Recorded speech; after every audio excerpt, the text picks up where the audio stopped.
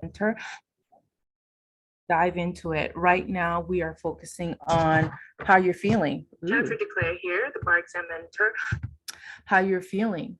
The fact that your memory may be failing you and you're not able to remember the things that you studied already, the things that you spent so many hours trying to cram into your head, and also the fact that you may be having heavy emotions rising up.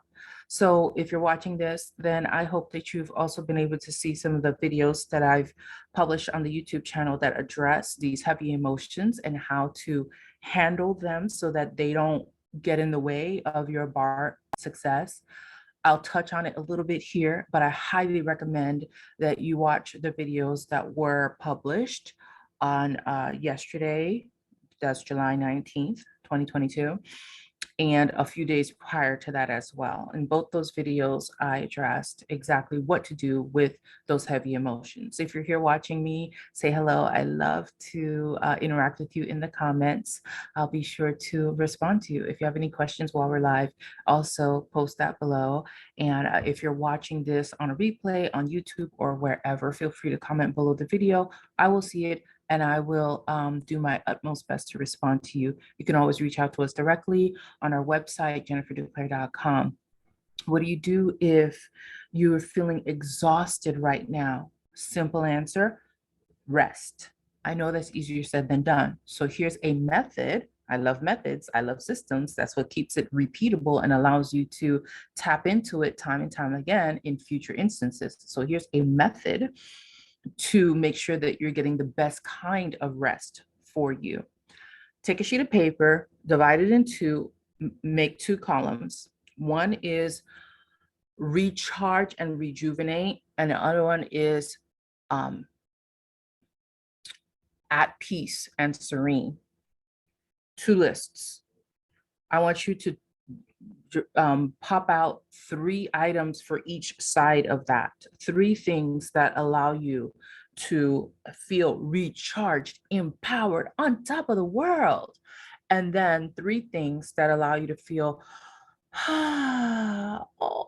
recharged, not refreshed, serene, at peace. You want to have basically 6 items. And you will take a minute to look at yourself when you're feeling exhausted and ask yourself, which one do I need here? Am I needing the feeling peace and serene? Or am I needing the I'm unstoppable? Which one do I need here? And then select the activity that suits you and go ahead and do that. That may mean you need to feel at peace. So you have on your list of peace-inducing activities, you have 20-minute meditation, a walk in the park, or some other thing that makes you feel at peace. Okay. Then you have recharge and rejuvenated. What makes you feel that power? For me, honestly, it's working. I love this work that I do. I love teaching you and helping you to pass the bar exam, to start your lawyer lives. I love looking at my web page. I have a page where I keep all the success stories and reading over it and seeing where people are today and what they're able to do today because of the work that we did together, helping them pass the bar exam. And it just fills me up. It empowers me. I'm unstoppable, right?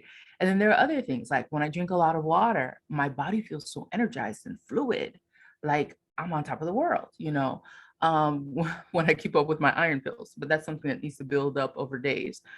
Nevertheless, pick 3 things in your life that keep you like just fill you up and make you unstoppable. And then 3 things that calm you down and help you feel serene. Write those 3 things down so you have a ready resource, a list to go to and pick off the activity that you're going to engage in right now to help you feel better. That's what you do if you're feeling exhausted. It's not just go to sleep. Oftentimes, especially the woman's brain, right? We need those wind down activities to take us out of fight flight mode. Most people need that, but for the way that the brain that's heavily affected by estrogen works, you need some activity that captivates you without you needing to go to sleep. So some people, that's Netflix binging. or scrolling Facebook. Sometimes I specifically say, I'm going to go watch some reels and get good laughs off Facebook. 15 minutes later, I'm feeling fine. I had a good couple of laughs. I'm back, right? So that's what you do if you're exhausted. Make sure you have your list. Pick from that list the thing that's going to fill you up the most in this moment. Okay. What about memory failing? Well, let me tell you something. If your memory is failing you at this juncture and yet you've been studying this whole time, you can be sure that your emotions and your status of exhaustion is affecting your memory right now. So if you're finding yourself unable to recall the information, it could either be one, your brain has shut down because you are under fight flight mode. You are so scared and anxious right now that your brain has literally just shut down.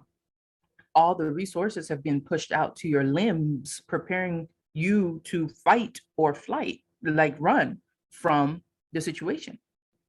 And so you need to calm yourself back down, right? So that your brain can go, oh, we're safe. Okay, now we can get to higher level thinking again. And that's how you combat that.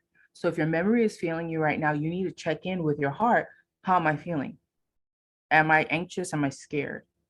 Right? And or are you exhausted and your brain's not working because of that?